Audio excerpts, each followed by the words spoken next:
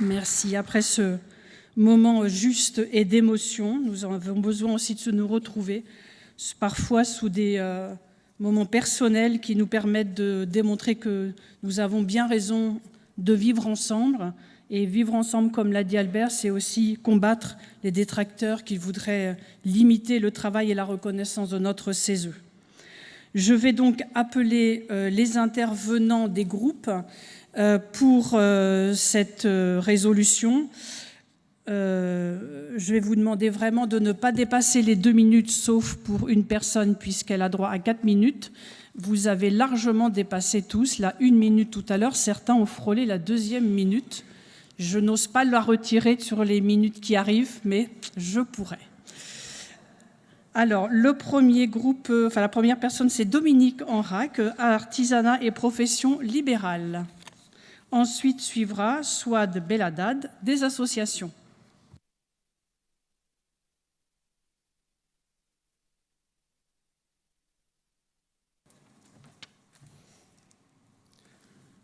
Madame la Présidente, chers collègues, il y a 15 jours, une nouvelle étude scientifique mondialement reconnue tirait le signal d'alarme sur l'insuffisance des actions menées, tous pays confondus, pour lutter contre le changement climatique. Au même moment, la canicule s'abattait sur notre pays et Météo France nous rappelait que ces vagues de chaleur étaient désormais de plus en plus précoces et longues. Malgré ces éléments objectifs, de plus en plus de voix s'élèvent pour les minimiser et pour restreindre, voire renoncer à l'ambition de lutter contre le changement climatique, à l'instar des États-Unis. Certains États européens n'hésitent pas à opposer transition écologique et compétitivité. Et en France, des reculs s'observent dans des discussions parlementaires ou dans les affectations budgétaires, notamment sur la rénovation énergétique des logements. Dans ce contexte, nous saluons les démarches de réaffirmer la nécessité de maintenir le cap en faveur de la transition écologique. Pour autant, il nous semble crucial d'améliorer l'acceptabilité et la faisabilité d'un certain nombre de politiques environnementales. Mieux entendre les demandes de simplification des TPE-PME ou encore les difficultés spécifiques à certains territoires ou à certains ménages est une nécessité. L'évaluation des politiques environnementales doit pleinement être actionnée en ce sens. Les risques de distorsion de concurrence doivent aussi être mieux pris en compte pour favoriser l'acceptabilité des politiques environnementales et l'engagement des parties prenantes au niveau national comme européen. Enfin, nous voulons souligner l'importance de la lisibilité, de la stabilité des politiques publiques environnementales en rappelant que les stop and go sont toujours déstabilisants et démobilisateurs. Notre groupe remercie les rapporteurs et votera cette résolution. Merci. Merci. Donc j'appelle Souad Belhaddad et suivra Marie-Hélène Melling qui aura droit, elle, à 4 minutes. Merci.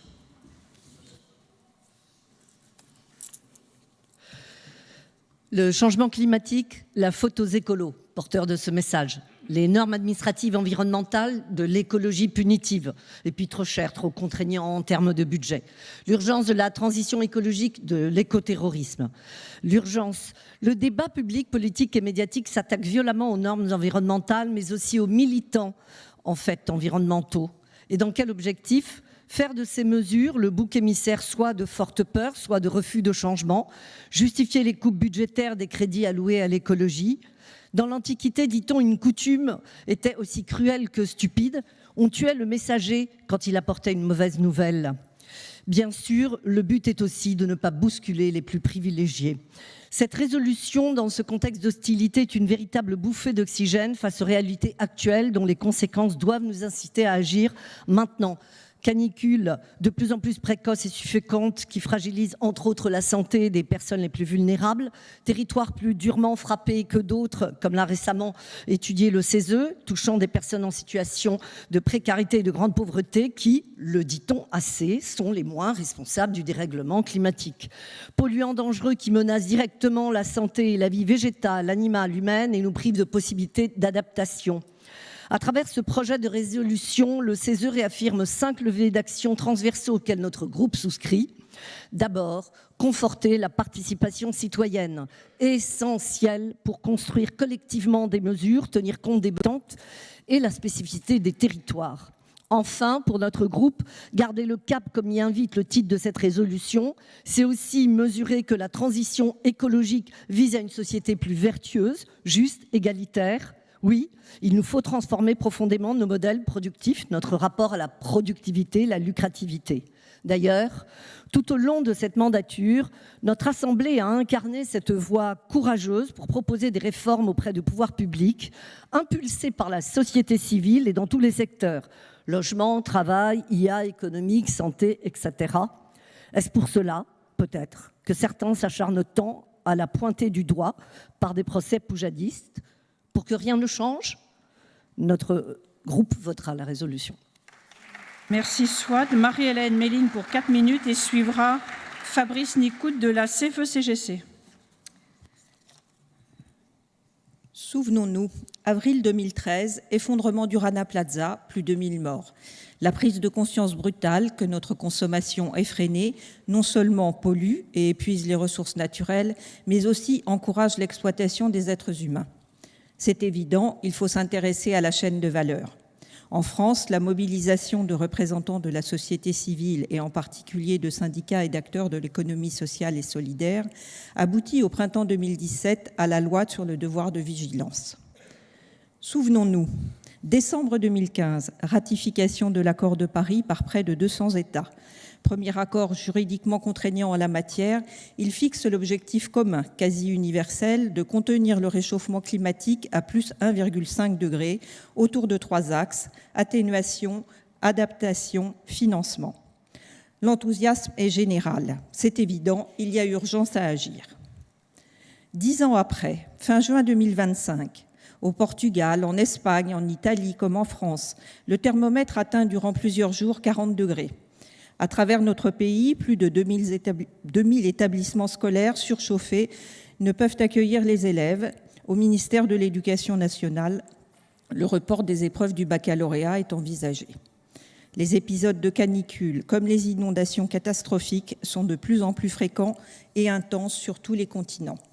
L'accord de Paris ne sera pas respecté, les scénarios les plus pessimistes se profilent. Pendant ce temps, un peu partout dans le monde, des représentants politiques ou d'intérêts contestent la nécessité d'agir contre le réchauffement climatique. Ni la réalité, voire rêvent de l'interdire. Ils souhaitent simplifier, alléger, différer, abandonner. D'abord sidérée par ce qui dépasse la fiction orwellienne, la société civile organisée que nous représentons ici se devait d'exprimer sa volonté de garder le cap de la transition écologique juste. Pour nos groupes, la question n'est plus depuis longtemps qui aurait pu prédire, mais bien qui peut encore ignorer ou feindre d'ignorer ce qui a été dit, expliqué, documenté de longue date et que les faits et les chiffres démontrent. Qui peut encore sans vergogne laisser les problèmes s'amplifier et reporter une facture de plus en plus lourde sur les générations futures? C'est pourquoi, bien évidemment, nous soutenons sans réserve cette résolution du CESE qui vient en appui de nombre d'avis ou travaux votés ces dernières années sur les domaines qui influent sur ou subissent le réchauffement climatique, biodiversité, santé, eau, consommation, travail, emploi. Oui, il faut garder le cap de la transition écologique et s'appuyer sur les 5 leviers identifiés. La responsabilité sociétale des entreprises et organisations, à minima à l'échelle européenne, en défendant un modèle économique qui réduit l'empreinte carbone, assure la biodiversité et permet de vivre dignement de son travail avec un haut niveau de protection sociale. La recherche et l'innovation, orientées vers des solutions compatibles avec les enjeux de transition, la réduction des impacts environnementaux et la santé-environnement dans le concept One Health. Il y a aussi, surtout, l'enjeu de se concentrer sur le déploiement de filières s'appuyant sur des solutions technologiques matures, offrant des opportunités d'emploi déjà identifiées. La sobriété comme moteur de transformation de nos modes de production et de consommation avec l'accompagnement social adapté. La formation et le travail dans une stratégie concertée avec les branches professionnelles, les acteurs associatifs, les partenaires sociaux, les régions, afin d'anticiper les conversions nécessaires. Et enfin, l'adaptation au changement climatique qui doit devenir une réelle priorité dans les territoires. Tout cela passe par un effort permanent de concertation, d'association des parties prenantes, de dialogue, de co-construction et d'évaluation des mesures mises en œuvre. C'est bien ici et maintenant qu'il faut agir et il y a urgence. Merci. Donc Fabrice Nicoud de la CFE-CGC et suivra Eric Heitz de la CFTC. Depuis de nombreuses années, la CFE-CGC s'engage activement en faveur du développement durable, de la responsabilité sociétale et de la transition écologique.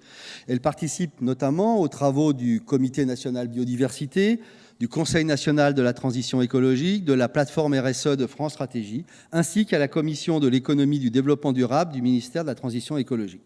Par ailleurs, la CFE-CGC est adhérente depuis février 2018 au Global Compact des Nations Unies, réaffirmant ainsi son attachement au respect des normes internationales du travail et de l'environnement. La CFE-CGC affirme avec force son engagement en faveur de valeurs sociales et environnementales qui garantiront aux générations futures une société respectueuse de l'environnement, de la biodiversité et des droits sociaux. La transition écologique est un enjeu majeur qui requiert une véritable planification écologique et la mobilisation de l'ensemble des acteurs, pouvoirs publics, entreprises, salariés, syndicats, experts. Si les impacts précis sur l'emploi restent encore difficiles à évaluer, il est d'ores et déjà certain que le monde du travail sera profondément transformé. Dans ce contexte, il est impératif que les acteurs de l'emploi, de la formation professionnelle, à tous les niveaux, national, territorial, sectoriel, entreprise, disposent d'outils efficaces d'anticipation afin d'engager les bonnes actions au bon endroit, au bon moment. Une telle transformation ne pourra réussir sans un dialogue social de qualité. À défaut, elle pourrait engendrer de fortes tensions sociales. La CFE-CGC rappelle également l'importance de former les membres du comité social et économique en entreprise aux enjeux de la transition écologique et de garantir leur information et leur consultation systématique sur ces sujets. Le groupe CFE-CGC salue donc cette résolution et lui apporte son soutien. Merci. Donc Eric Heitz de la CFTC suivra Fabienne Tato du groupe de la CGT.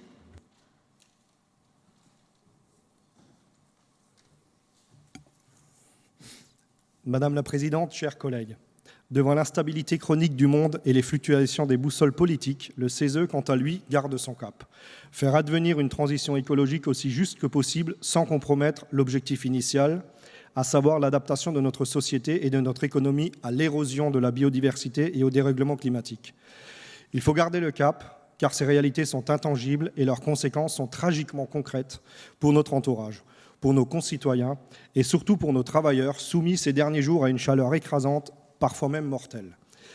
Poursuivre la transition écologique, c'est donc préserver la vie, toutes les vies, dans un souci d'humanité vis-à-vis des plus fragiles et des plus vulnérables. Ceux dont la précarité matérielle empêche de se protéger des aléas, ceux dont les emplois disparaîtront à cause de l'épuisement des ressources naturelles ou encore ceux qui devront abandonner leur lieu de vie devenu progressivement inhabitable. Ce n'est pas nouveau, mais c'est limpide. La transition écologique ne peut exister sans justice sociale, car elle doit avant tout faire la démonstration de sa capacité à réparer et à protéger pour fonder toute sa légitimité. Une légitimité démocratique avec un dialogue social conviant toutes les parties prenantes à la planification écologique, de la décision à la mise en œuvre. Une légitimité basée sur l'efficience de l'action publique grâce à une méthode rigoureuse et transparente d'évaluation des politiques environnementales. Enfin, une légitimité économique qui suppose de rechercher systématiquement un chemin pour conjuguer transition avec croissance et emploi. La CFTC est convaincue que pour ne pas sacrifier l'avenir au présent, il faut d'abord réconcilier le présent avec l'écologie et démontrer que tous les efforts d'aujourd'hui bénéficieront aux générations actuelles comme futures. La CFTC remercie les rapporteurs et votera en faveur de la résolution. Merci. Donc Fabienne Tato de la CGT suivra Béatrice Clic du groupe de la CGT-FO. Lire dans le rapport La Baronne que nous accordons une trop grande place aux enjeux environnementaux est inquiétant. Il témoigne de postures politiques dangereuses, niant l'urgence d'agir pour faire face à l'urgence climatique. Les faits sont pourtant là, implacables, rappelés par le Haut Conseil pour le climat.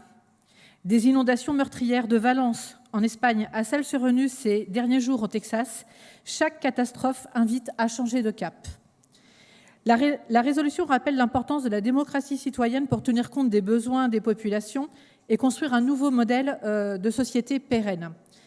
Elle rappelle aussi que la transition écologique doit s'articuler avec des mesures de justice sociale. Les dernières statistiques de l'INSEE montrent que la pauvreté s'amplifie et que les inégalités se creusent. Or, les plus fragiles, les précaires, les jeunes, les femmes sont les premières victimes et les travailleurs paieront également le prix fort. Le constat est mondial et la situation alimente l'immigration économique et climatique face auquel les fermetures des frontières est un non-sens. Face à cette réalité, l'inaction et les reculs ne sont plus de mise. Les politiques publiques doivent être renforcées et non affaiblies. Il faut accélérer la décarbonation de l'économie, investir massivement dans les énergies renouvelables, soutenir la sobriété énergétique et garantir la transition juste pour les salariés, les populations et les territoires. Cela implique des choix clairs, conditionner les aides publiques à des engagements sociaux et environnementaux, sécuriser les parcours professionnels et faire de la justice sociale le cœur de la transition. La CGT appelle à faire de la lutte contre le dérèglement climatique et de la recherche de la justice sociale la boussole des politiques publiques et des prochains budgets de l'État. À ce titre, le CESE, comme les Césaires, sont des atouts précieux pour faire vivre la démocratie citoyenne et éclairer les décisions publiques. Le groupe CGT votera cette résolution. Merci Fabienne. Donc Béatrice Clic pour CGT-FO et suivra Nadine Afidou pour les entreprises.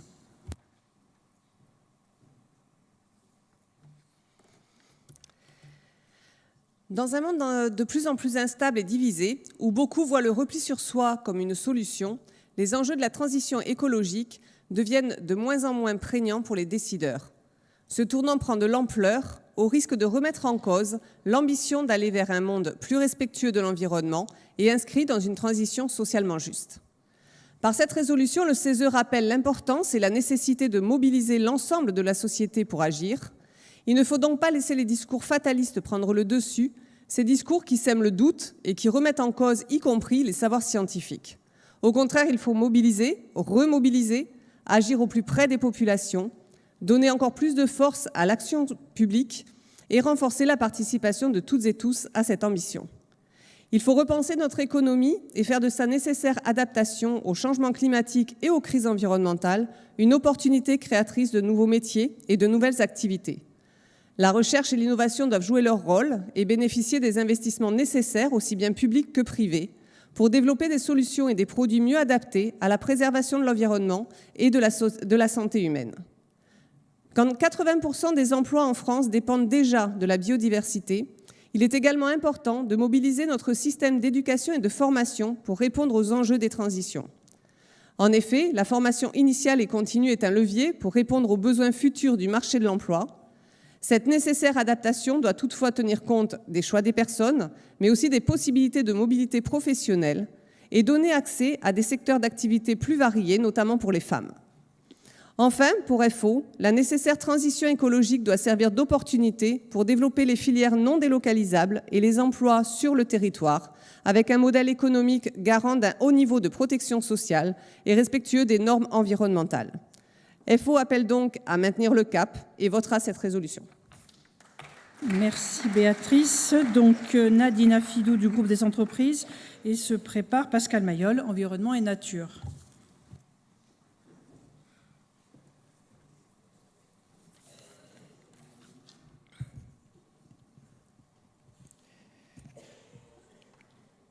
S'inscrire dans une dynamique constructive pour accompagner la transition écologique, le groupe entreprise y souscrit pleinement.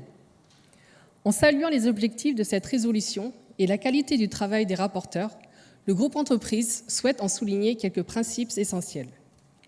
Ce texte met en valeur la formation et le travail comme facteurs de réussite.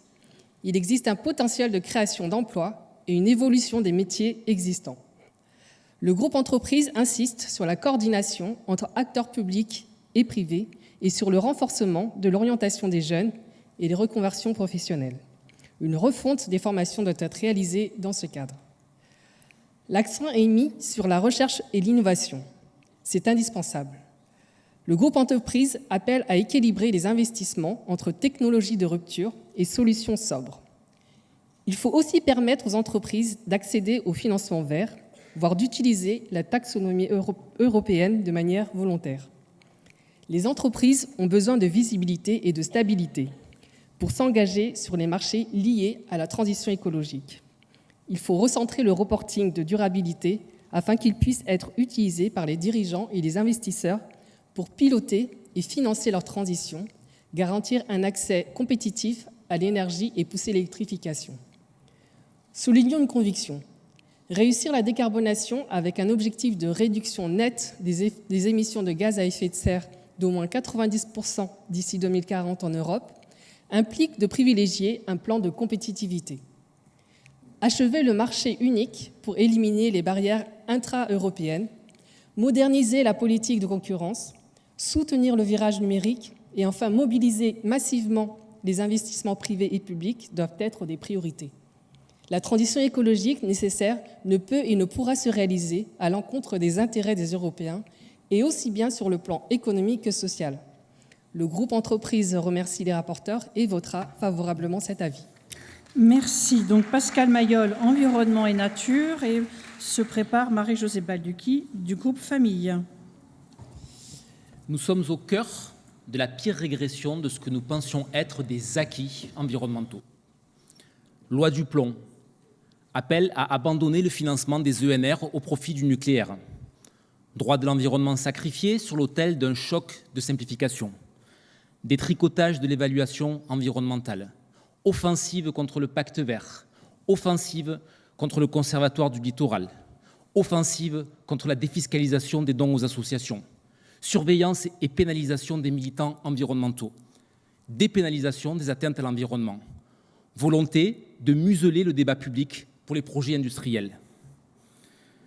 Plutôt que de s'affirmer en leader dans une vision de long terme, la France semble préférer se laisser dériver dans un multilatéralisme qui défaille.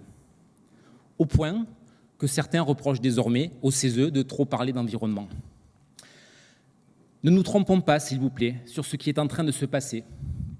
Les politiques publiques de protection de l'environnement, mais aussi de lutte contre la pauvreté et contre les inégalités, sont en première ligne de l'impératif démocratique. Si elles ploient sous les coups qui leur sont portés, ce sont nos libertés fondamentales qui seront les prochaines cibles de cette grande régression. À vrai dire, ce processus est déjà prévu. Certains travaillent à sa planification, en programmant le financement de réseaux réactionnaires, en pesant sur les médias et en contestant la méthode et les résultats scientifiques sur tous les fronts. Aussi, il est fondamental que cette résolution rappelle que l'indépendance des organismes scientifiques, tout comme le débat contradictoire, sont constituants de notre état de droit. À l'heure où la France reste sur la pente d'un réchauffement de 4 degrés, dont les impacts sur notre modèle économique et social sont effroyables, il est fondamental aussi que cette résolution rappelle l'impératif de tenir bon sur la planification écologique, sur la sobriété et sur les investissements d'avenir visant le respect des limites planétaires. Il est fondamental, enfin, qu'elle rappelle que la perte de biodiversité menace 80% de nos emplois. Nous remercions les rapporteurs qui ont su trouver le ton juste pour cette résolution, celui de la gravité qui convient aux circonstances présentes. Et nous sommes heureux et rassurés d'entendre que les groupes qui se sont exprimés jusqu'ici se rassemblent autour de cette résolution. Merci beaucoup. Merci. Donc Marie-Josée Balducchi du groupe Famille, et se prépare Corinne Beaufils du groupe des non-inscrits.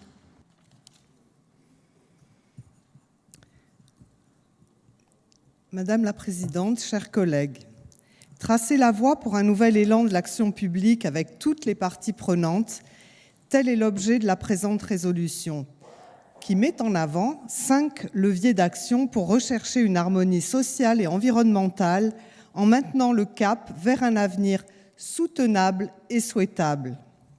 Notre groupe retient plus particulièrement 3 de ces leviers d'action qui impactent et impliquent familles et enfants. Tout d'abord, la recherche et l'innovation, santé, alimentation, énergie, mobilité, habitat, communication, éducation, culture, autant de domaines dont l'évolution s'appuie sur le résultat des travaux de recherche qui doivent s'inscrire dans le cadre d'un dialogue permanent entre science et société. Ensuite, la sobriété. Les familles sont au premier rang pour une mobilisation collective, car l'éducation est essentielle pour accélérer le passage d'une société de surconsommation à une société plus responsable. Par ailleurs, stimuler l'éco-conception, encourager une plus grande réparabilité des produits pour réduire l'obsolescence programmée, développer le réemploi et l'économie circulaire sont autant de démarches à conforter pour relever le défi de la sobriété. Enfin, l'adaptation au changement climatique, l'augmentation de la fréquence et de l'intensité d'événements climatiques extrêmes interdit définitivement l'inaction et impose une démarche concertée avec toutes et tous. Le groupe Famille vous remercie, messieurs les rapporteurs, pour ce travail et votera la résolution. Et Albert, bon vent. Merci. Donc Corinne Beaufils du groupe des non-inscrits et suivra Elno Herrier, organisation étudiante et mouvement de jeunesse. Madame la Présidente, chers collègues, face à l'accélération des crises environnementales, sociales et géopolitiques, le Conseil économique, social et environnemental réaffirme une conviction claire. Il est impératif de maintenir le cap d'une transition écologique juste et solidaire. Ce n'est pas un choix idéologique, c'est une nécessité à laquelle nous devons tous contribuer. Nos écosystèmes s'effondrent et comme toujours, ce sont les plus fragiles qui sont les plus durement touchés. Cette transition ne pourra réussir sans justice sociale.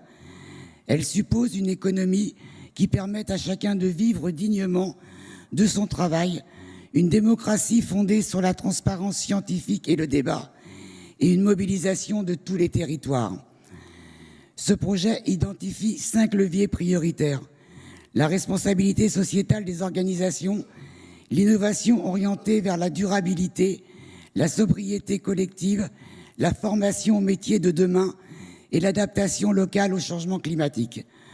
Ce sont ces leviers qui doivent guider notre action. Enfin, il faut rappeler que cette transition ne se décrète pas. Elle se construit avec des citoyens, les entreprises, les collectivités, en évaluant ce que nous faisons et en corrigeant ce qui doit l'être. Maintenir le cap de la transition écologique, c'est faire le choix du courage et de la responsabilité. C'est croire qu'un autre modèle est possible, plus respectueux des équilibres naturels, plus protecteur pour les plus vulnérables. Ce choix, nous devons le faire ensemble, car c'est ainsi que nous pourrions construire cette transition, non pas subie, mais choisie. Une transition qui sacrifie ni la planète, ni les générations futures. Merci aux rapporteurs. La majorité du groupe votera cette résolution. Merci à vous. Merci. Donc, Elno Herrier des organisations étudiantes mouvement de jeunesse et se prépare Ghislaine Arlier des Outre-mer. Madame la Présidente, chers collègues, nous réaffirmons notre engagement en faveur de la transition écologique. Voilà, merci. Je plaisante, n'éteignez pas le micro. Ça aurait pu être vrai, mais plus sérieusement, nous aimerions que cet engagement soit une évidence, que nous n'ayons nul besoin en 2025 de le réaffirmer et de continuer à sonner l'alerte. Les signaux ne peuvent pourtant pas être plus rouges que ceux affichés par le thermomètre la semaine dernière et confirmés par les derniers rapports scientifiques. L'objectif de limiter le réchauffement à plus 1,5 degré Celsius n'est plus atteignable. Jusqu'où tirerons-nous sur la corde ? À une dette économique utilisée pour justifier les moindres coupes de dépenses publiques s'ajoute une dette écologique qui vient, elle, couper directement dans l'espérance de vie, dans la biodiversité ou encore dans les conditions de vie et de travail de la majorité de la population. Quelle priorité pour la dette nationale lorsque les scénarios d'adaptation n'auront pu suivre à la même vitesse les réalités climatiques ? Les changements structurels qui s'amorcent risquent d'être irréversibles et proches des scénarios les plus dystopiques. Les premières victimes des catastrophes climatiques étant les plus vulnérables, les jeunes, les femmes, les personnes âgées, les plus pauvres, l'urgence écologique est aussi une urgence sociale et économique. Nous sommes aujourd'hui plus proches de 2050 que de 2000. Que voulons-nous léguer aux générations futures ? Quelques habitudes et petits gestes pour survivre aux canicules ou une société qui a su s'adapter collectivement et investir massivement pour faire redescendre le thermomètre ? Cette résolution le rappelle, nous devons prendre nos responsabilités pour les générations actuelles et celles qui leur succéderont, afin de ne pas sacrifier l'avenir au présent. Nous remercions l'ensemble de la Commission environnement d'avoir de nouveau construit le consensus de la société civile organisée autour de cette urgence à agir en faveur de la transition écologique. À l'aune de la coupure estivale, nous ne pouvons nous souhaiter qu'une chose, ralentissons les corps et les machines. Merci Elno. Donc Ghislaine Arlier d'Outre-mer et se prépare Fanny Arav du groupe UNSA. La nature ne négocie pas avec les hommes, nous devons nous adapter à elle. Conscients des nécessaires changements à entreprendre, nous tentons depuis de nombreuses années d'atténuer les effets du réchauffement climatique.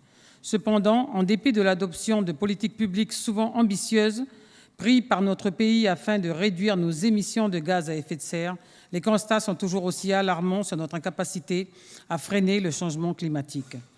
Alors, cette résolution nous rappelle qu'en dépit de l'instabilité géopolitique et de la montée du populisme dans le monde, nous ne devons ni ne pouvons nous détourner de nos objectifs de transformation.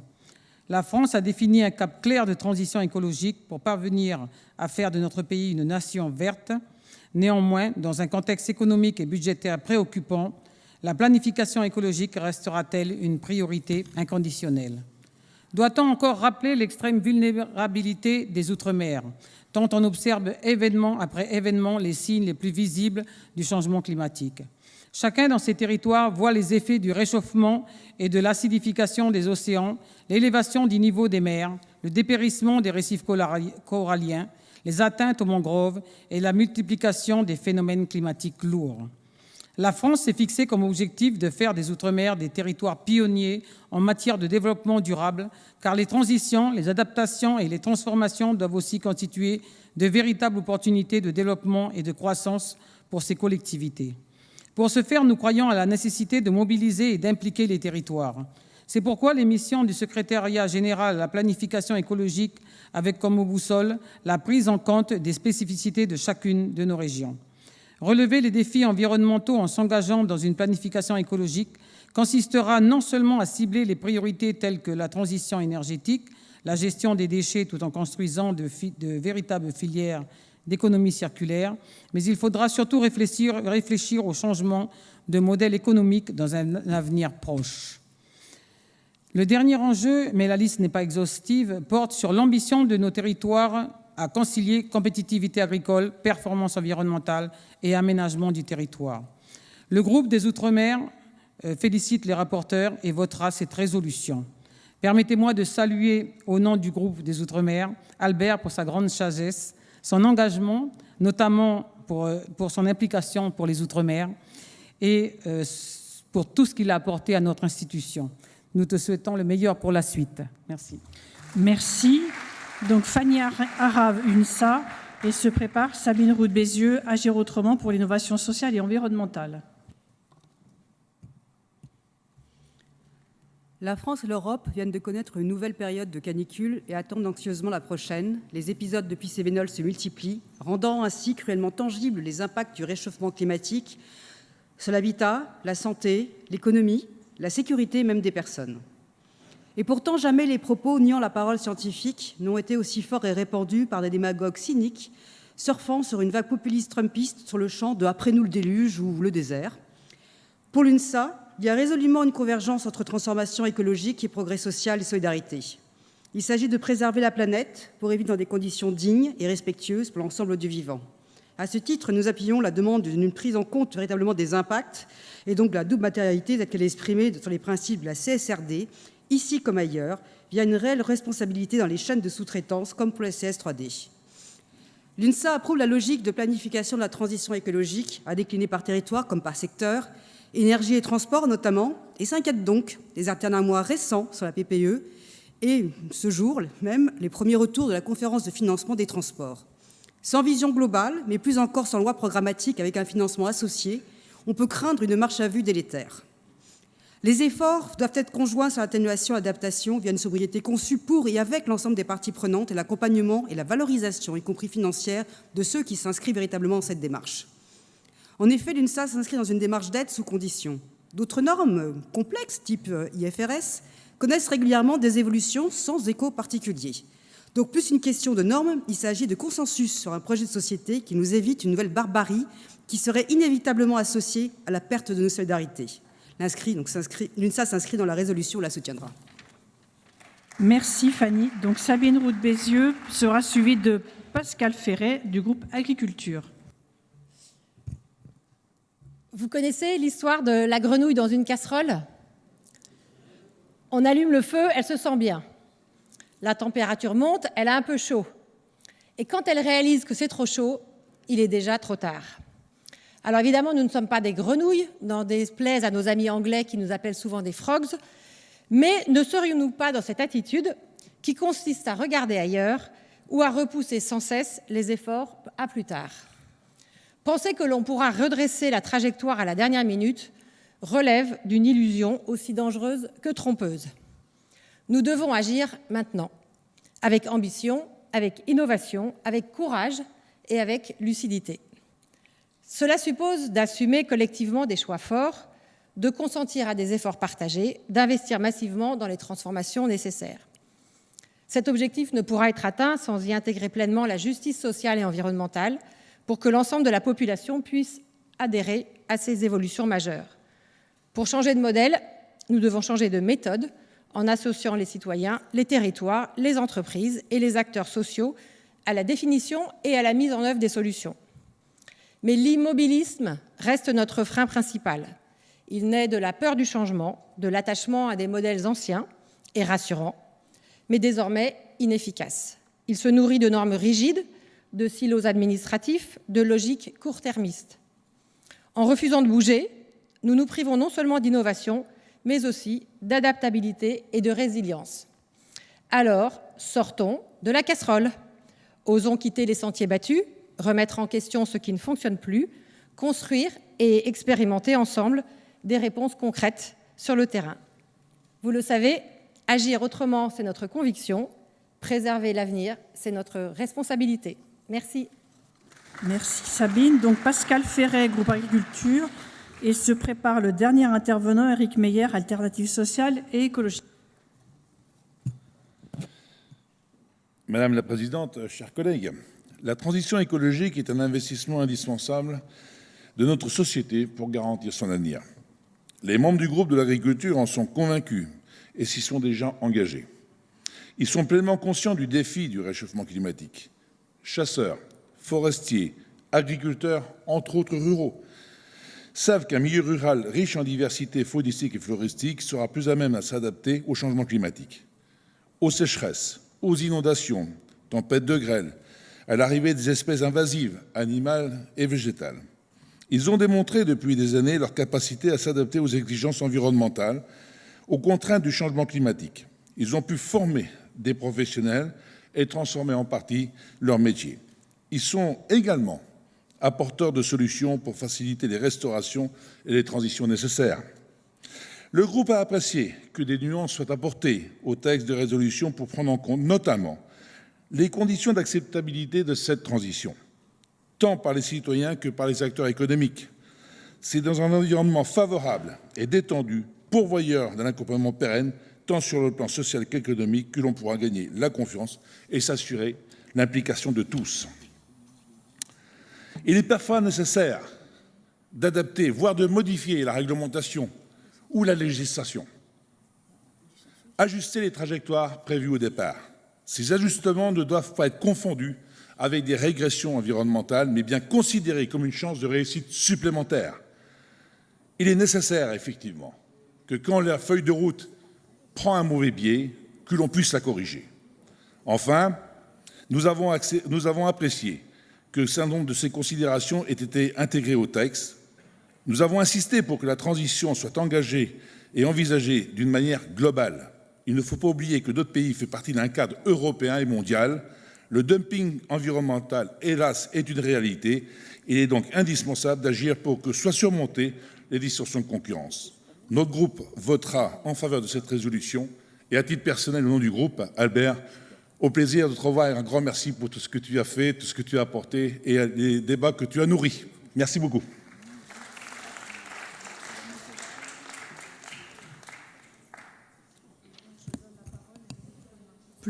Voilà, merci. À Éric Meyer et ensuite nous passerons au vote. Monsieur le Président, messieurs les rapporteurs, chers collègues, hier, l'Assemblée nationale a définitivement adopté la loi du plomb.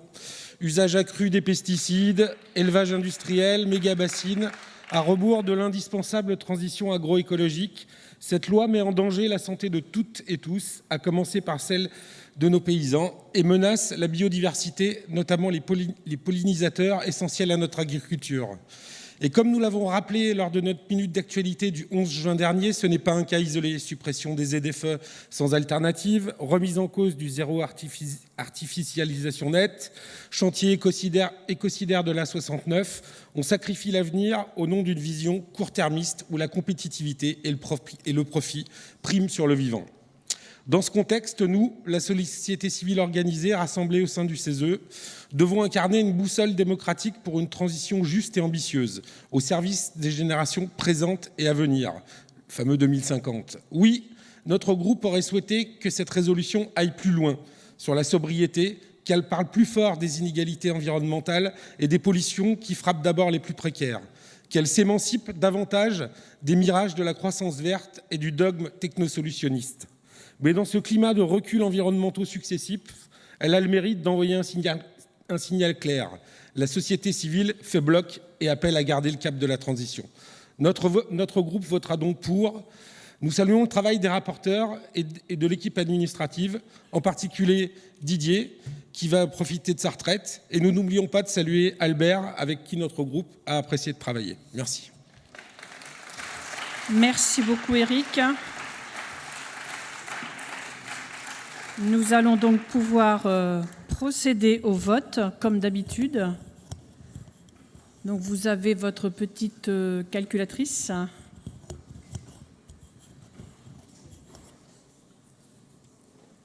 Bon, bah, le truc, elle est où? Oui, comment on fait pour ouvrir le vote? Oui, j'ouvre le vote, mais normalement, il est déjà enclenché. Non? C'est bon? Ah, merci.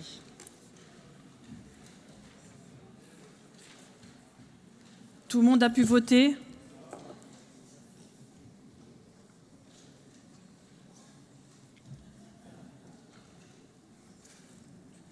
C'est bon?